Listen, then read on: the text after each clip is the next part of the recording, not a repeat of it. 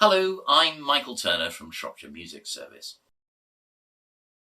I just want to tell you about Community Classics, the series of 3 orchestral workshops that culminate in an informal concert at the end of November.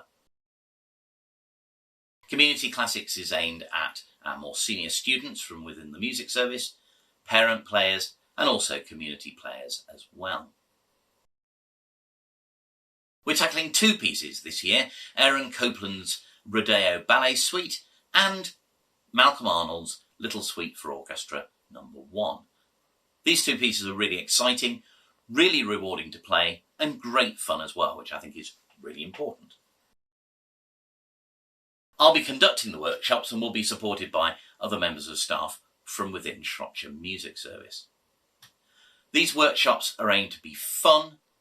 They're there not to replace the weekly rehearsals that you may have with your local orchestra, just an opportunity to have a go at something different in a really informal setting. All details are available on the Shropshire Music website, so please do take a look and sign up. Look forward to seeing you.